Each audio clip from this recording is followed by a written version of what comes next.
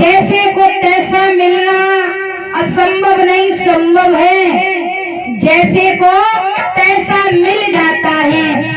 छोटी बहन आई, छोटी बहन ने बड़ी बहन से कहा, बहन तेरा चेहरा उतरा हुआ गया है। धुंधली ने कहा, दीदी क्या बताएं, जब से हमारे पिया फल लाए हैं और कहा कि इस फल को खा लेना तुम्हारे संतान प्राप्त होगी। महाराज या तो संत बन जाओ, और संत ना बनो, गृहस्थी में पढ़ना है तो गृहस्थी बिना पुत्र के शोभा नहीं देती है। गृहस्थी में एक पुत्र होना बहुत जरूरी है महाराज। अगर पुत्र नहीं है तो फिर संत ही अच्छे हैं। गृहस्थी में भी पड़ गए, पुत्र भी नहीं है तो किस काम का जीवन। महाराज उस पत्नी ने वो फल नहीं खाया और बहन ने कह दिया कि तूने फल नहीं खाया है, इस फल को गाय को खिला दे, परीक्षा भी हो जाएगी कि फलों से संतान होती है। और जब से तेरे फल आया है तेरे घर पे, उसी दिन से हम गर्भवती हैं। तो आने वाले समय में हम तुझे अपना पुत्र दे देंगे। महाराज गहरी नदी की था और नारी की था, ब्रह्मो नहीं ले पाई। हम तुम तो बहुत छोटी चीज है महाराज। आज चुपके से धुंधली ने अपनी छोटी बहन को घर में रख लिया और महाराज अपने पति से कह दिया कि स्वामी हम गर्भवती हैं, हमसे काम धंधा नहीं होता, हम अपनी छोटी बहन को काम के लिए रख लेते हैं। बोले वाले आत्मदेव ने कहा, गोरी रख लो अपनी बहन को। महाराज धीरे धीरे 9 महीना बीत हुआ और जब 9 महीना बीता है महाराज तो बताया जाता है ऐसा ही नहीं है। 9 महीने के बाद में इधर महाराज जन्म दिया है एक पुत्र को धुंधली ने। तो धुंधली की वजह से उस पुत्र का नाम रखा धुंधकारी। और थोड़ी देर में खबर मिली है कि जिस गाय को फल खिला दिया था उस गाय ने भी एक मनुष्य जैसे बच्चे को जन्म दिया। लेकिन गाय का बच्चा था तो माँ के अंश, माँ के दस्तखत कुछ बच्चे पर जरूर जाते हैं मैया। कुछ भी हो XYZ, पिता का कोई अंश ना हो बेटा में, लेकिन माँ जैसा पुत्र जरूर निकलेगा। आज गाय का बच्चा था इसलिए उसके कान गाय जैसे थे और पूरा शरीर मनुष्य जैसा था। इसलिए आत्मदेव ने उस बच्चे का नाम गोकर्ण रख दिया। महाराज धीमे धीमे दोनों बालक सयाने होने लगे। 4-5 वर्ष की आयु में धुंधकारी ने चोरी करना, डकैती करना, लूटमार करना सीख लिया। एक बात और बताएं महाराज, बच्चे की प्रथम गुरु माँ होती है। माँ चाहे तो सिंहासन पर बिठा दे और माँ चाहे तो बच्चे को फांसी लगवा दे। आज उल्टा सीधा चलता रहा धुंधकारी, लेकिन धुंधली ने बिल्कुल नहीं रोका, बिल्कुल नहीं रोका। महाराज अगर किसी के घर में आग लगी हो, आप पानी नहीं डाल सकते तो उसमें पेट्रोल के छींटे मत डालो, क्योंकि आप बदला अगर नहीं ले पाओगे तो वो परमात्मा बैठा है, वो ऐसी मार लगाएगा कि जीवन में कभी उठ नहीं पाओगे। आज महाराज 6-7 वर्ष की आयु में उसने लूट मार करना प्रारंभ कर दिया। धीमे धीमे और सयाना हुआ है तो महाराज 14 वर्ष की आयु में उसने दारू पीना सीख लिया। अब भैया दारू की बात आई तो दारू एक ऐसी चीज है भैया जो अगर 65 साल के आदमी को पिलाई दी जाए तो तुम 2 मिनट बाद देखो, अगर 18 साल को ना लगन लगा तो बात करियो। हैं? सकलते ना है, बाकलते हैं, फुर्ती बढ़ जाती है। और जब दारू जब अंदर जाते हैं, दारू भीतर, महाराज बुद्धि बाहर। और शराबी इंसान से तो बात करके देखो, शराबी जब शराब पीता है महाराज, तो उस समय खुद तो पागल होता है, लेकिन सब जनता को पागल समझता है। अब तो जगत के मोदी के बाप हम ही हैं। अब हमारे सामने कोई है ना, लेकिन महाराज पीना है तो ऐसे पियो, कैसे शराब पी, चाहे कितना भी अच्छे खानदान का हो महाराज, कितना भी अमीर हो, लोग मुंह पर नहीं, पीठ पीछे कह देते अरे अमीर होगा, अपने घर का होगा, है तो शराबी है, तो क्या कर लोगे, पीछे कहेगा तो अरे अमीर होगा, अपने घर का होगा, है तो शराबी। तो महाराज ऐसी बदनामी अच्छी नहीं होती, बताया है कि और रात को पी और सुबह को तरी, और घर घर में बदनाम कराई, और घर घर में बदनाम करा के और शराबी नाम धराई। अरे पीना है तो ऐसी पियो, चाहे जग बदनाम करे, और धन्य नशा हर भक्ति का, जो मरने पर भी काम करे। ऐसी पियो जो नशा जीते जी उतरे नहीं, और नशा वो स्वर्ग लोक में ले जाए। ऐसी शराब, ऐसा नशा करने से क्या फायदा जो गली गली में बदनाम हो जाए। महाराज आज धुंधकारी को गोत्र समझाने लगे, भैया तेरी दुर्गति हो जाएगी, भगवान का भजन कर ले। तो भैया एक बात और बता, पहले नीच से टकराना नहीं चाहिए, नीच से बच के रहो। क्यों भैया, वो नीच है, वो नीच है, उसकी इज्जत है नहीं, उसकी थोड़ी बहुत इज्जत खराब हो जाएगी तो उसका क्या हो जाएगा जब उसके है ही नहीं इज्जत। तो भैया एक बात और बता, पहले नीच से टकराना नहीं चाहिए, और अगर बाई चांस भिड़ जाओ तो जिंदा नहीं छोड़ना चाहिए। याद रखना, पहले नीच से भिड़ना नहीं चाहिए, और अगर इमरजेंसी में भिड़ जाओ तो भाई अगर छोड़ दो, फिर देखो का कदम, वो तो नहीं चाहिए, फिर उसे जिंदा नहीं छोड़ना चाहिए। महाराज इधर बताया जाता है, गोकर्ण समझाने लगे हैं, लेकिन उसने एक भी बात नहीं मानी। अब भैया जब जवान 18 साल को भाव तो वैश्या गमन करना सीख लिया। अब वैश्यों को उसे कहते हैं महाराज, जिसे न जात से मतलब होता है, न पात से मतलब होता है, सिर्फ पैसे से मतलब होता है।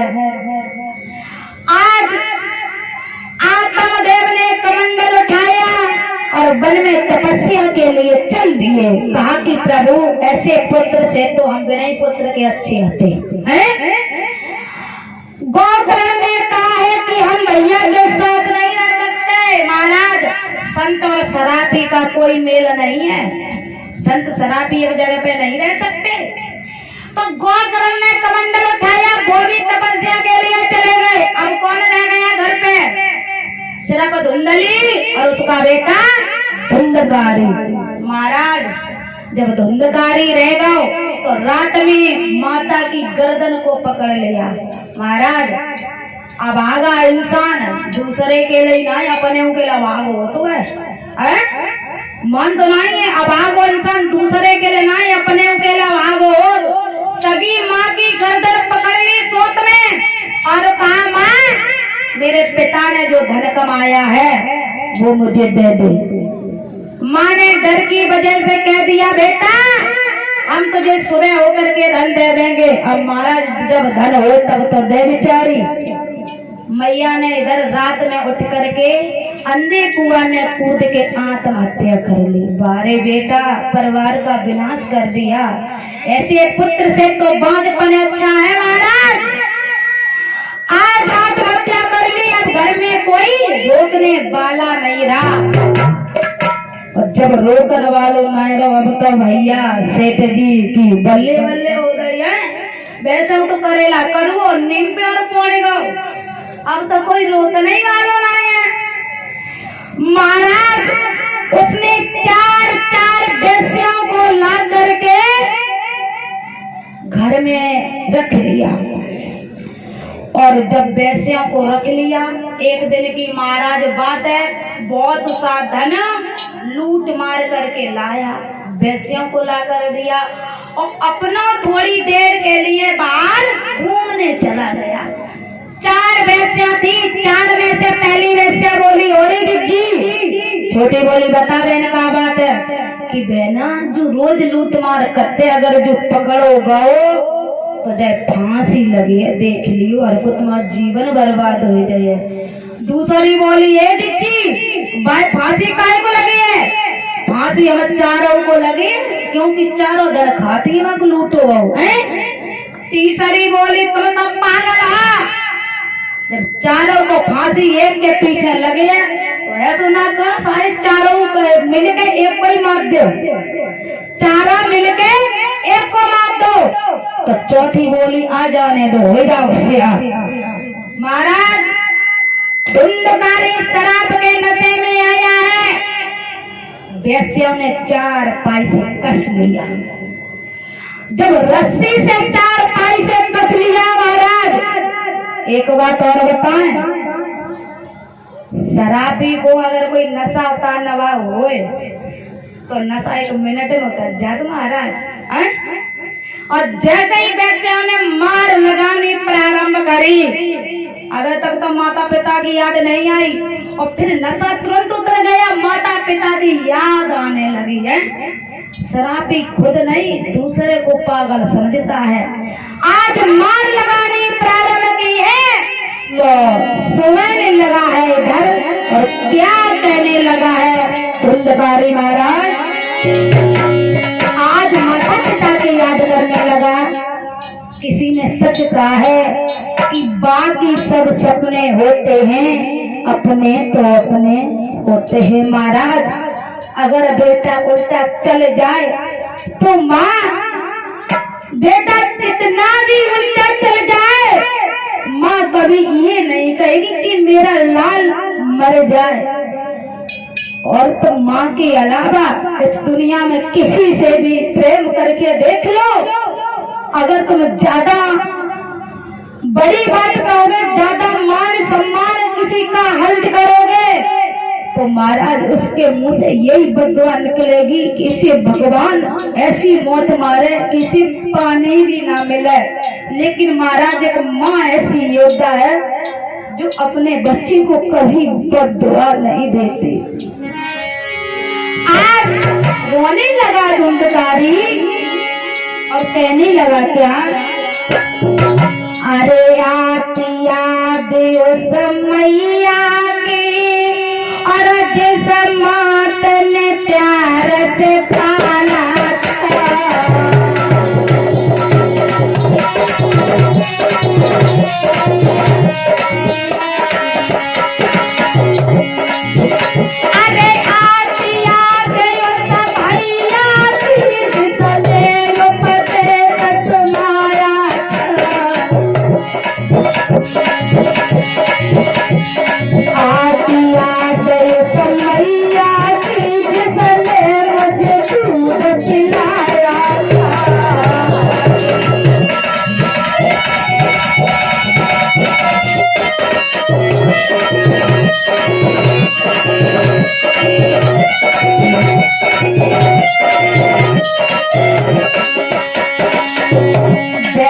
मार लगा रही है।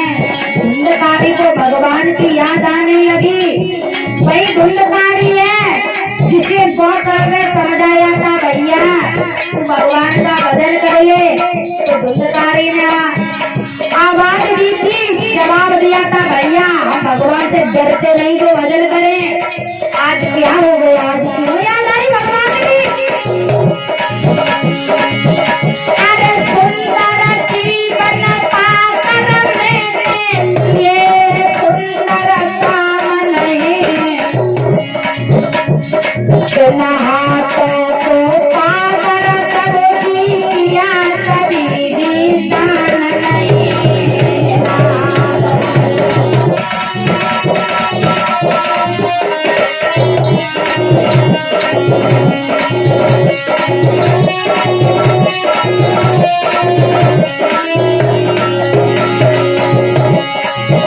अरे सुंदर बाड़ी पाकर प्रभु लिया तुम्हारा नाम नहीं, बिना हाथों को पाकर प्रभु लिए तुम्हारे दर्द नहीं।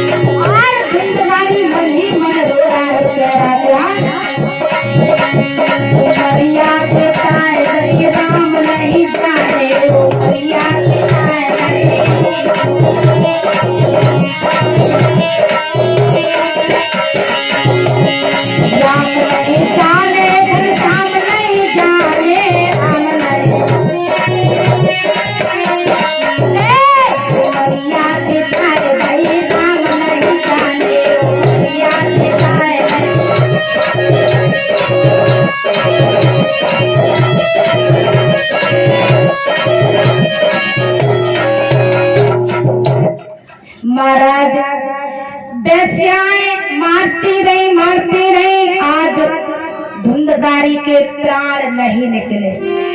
जब धुंधकारी के प्राण नहीं निकले तो बेस्याओं ने उल्टा लटका दिया है छत से और नीचे देखते हुए चेलों की आंच रख दी। महाराज अगर बेस्याएं चली जाती हैं और जब बेस्याएं चली जाती हैं तो कुछ देर बाद धुंधकारी मर जाता है। बेस्याएं आई है, काली झंडी मंगाई, महाराज परीक्षा लगी है, लगी है। इधर महाराज जिस समय बेस्या वापस आई है तो धुंधकारी को वही जमीन में गड्ढा करके गाड़ दिया। बेस्या धन लेकर के अपने अपने घर पे चली गई। कुछ दिन बाद वही गोकर्ण वन से तपस्या करके आए और कहा चले देखेंगे हमारे धुंधकारी भैया क्या कर रहा है। आए महाराज, जहाँ पर धुंधकारी का शरीर दबाए वहीं पर बिस्तर बिछा के लेट गए। अब महाराज जब लेट गए हैं तो धुंधकारी सपने में मेढ़ा बकरा सुअर घोड़ा हाथी बनके सता रहा है गोकर्ण को। गोकर्ण ने गायत्री मंत्र का आह्वान किया और गंगा जल के छींटे मारे तो धुंधकारी की बाड़ी खुल गई। धुंधकारी की बाड़ी खुल जाती है महाराज, और जब बाड़ी खुल गई तो कही भैया हमें बेस्याओं ने मार के यहीं पर दबा दिया, अब हमारा उद्धार करो। गोकर्ण ने सभी से पूछा कि हमारे भैया का उद्धार कैसे होगा, किसी ने नहीं बताया। सूर्यदेव का आह्वान किया तो सूर्यदेव ने कहा कि अपने भैया को श्रीमद् भागवत सुना दो। इधर गोकर्ण ने श्रीमद् भागवत सुनाने के लिए मंच बनवाया। तो धुंधकारी ने कहा कि भैया हम कथा कहाँ पे बैठ के सुनेंगे, क्योंकि हम प्रेत हैं, हम भूत योनि में हम जमीन पे नहीं बैठ सकते। तभी आपने देखा होगा किसी भैया बहन पे प्रेत आत्मा सवार हो जाते हैं तो मतलब जमीन पे नहीं बैठ सकती, किसी पे सवारी लेके आ सकती है, ऐसी जमीन पे नहीं बैठ सकती। और महाराज मेरा हाथ जोड़ के निवेदन है, XYZ कुछ भी जीवन में विपत्ति आ जाए, कुछ भी आ जाए XYZ, लेकिन कभी भी किसी भी परिस्थिति में आत्महत्या मत करना, क्योंकि आत्महत्या करने वाले महाराज अगर जीवन पूरा नहीं हुआ तो 10,000 वर्ष की उम्र बताइए प्रेत योनि की। और प्रेत योनि में महाराज इतने दुख होता है कि ना अपने हाथ से कुछ लेकर खा सकते हो, ना अपने हाथ से कुछ लेकर पी सकते हो। तभी तो किसी भैया बहन पे प्रेत आत्मा सवार हो जाते हैं तो कहती है हमें भोजन चाहिए, कहते हैं कि नहीं, तो बेचारे भूख से तड़प रहे हैं इसलिए भोजन मांगते हैं। अगर उनके हाथ की बात होती तो बहुत से भंडारा चल रहे अपने हाथ से लेके खा लेते हैं, लेकिन नहीं, हाथ से लेकर नहीं खा सकते। इसलिए माताएं बहनों और भैया हमारा हाथ जोड़ के निवेदन है, किसी भी परिस्थिति में आत्महत्या मत करना। अगर ज्यादा पर विपत्ति आ जाती है तो ऐसा कर देना, आप अपना घर छोड़ देना, परिवार छोड़ देना, यहाँ तक अपना गांव छोड़ देना, और तब भी इंसान तसल्ली से ना रहने दे तो अपना देश भी छोड़ देना, विदेश ले जाके बस लेना।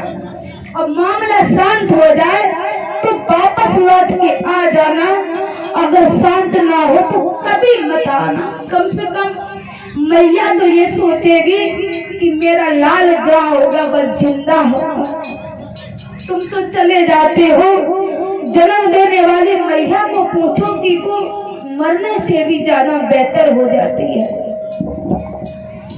महाराज इधर बताया जाता है 7 गांठ का बांस मंगवाया, उस पर काली झंडी लगवाई। पहले दिन कथा हुई, शाम को विराम हुई तो पहली गांठी फट गई। काली झंडी लगवाई है, जब पहली गांठी फट गई दूसरी गांठी पे धुंधकारी आ गया। दूसरे दिन दूसरी गांठी फटी, तीसरे पे आ गया। इस प्रकार से 7वें दिन 7वीं गांठी फटी, धुंधकारी अपने मनुष्य के रूप में आ गया। भगवान के पास विमान लेकर आ गए, धुंधकारी को ले गए। आज धुंधकारी स्वर्ग में चला जाता है। महाराज यहाँ पर एक बात हमारे समझ में आई, अगर भैया होए तो गो करड़ई जैसो होए, क्योंकि समझाने पर भी धुंधकारी ने एक नहीं माने, फिर भी भैया ने अपनी भैया की ही बजाई। अंत समय में भैया का उद्धार किया। आजकल का कोई भाई होता कहता कि हमारे समझाने से समझता नहीं है, जो करे उसे करने दो, मरे चाहे जिंदा रहे। लेकिन धन्य है वो भैया जो गलतियां माफ करके भैया का उद्धार कर दिया। महाराज भैया हो तो गोकर्ण जैसा हो, और अगर भैया हो तो विभीषण जैसा ना हो। भैया विभीषण जैसा ना हो, भैया हो तो कुंभकर्ण जैसा हो। क्यों? विभीषण ने रावण की एक भी नहीं बजाई, घर का भेद दे दे के रावण को मरवाए दो। विभीषण ने ऐसो भैया नहीं होना चाहिए। लेकिन कुंभकर्ण ने रावण को समझाया, भैया तुमने राम की पत्नी का हरण किया है, ये तुमने अच्छा नहीं किया, बुरा अंत होगा तुम्हारा, अभी भी लौटा दो। रावण ने एक नहीं मानी, फिर भी कुंभकर्ण रावण की बजाता रहा और अंत समय में रावण के पीछे मर गया। विभीषण की मान्यता कैसी, जो विपत्ति में रावण को छोड़ के चला गया, सुखी में रावण के साथ बना रहा। ऐसा भी भैया नहीं होना चाहिए महाराज। तो भाई हो तो कुंभकर्ण जैसा हो, और भाई हो तो गोकर्ण जैसा हो।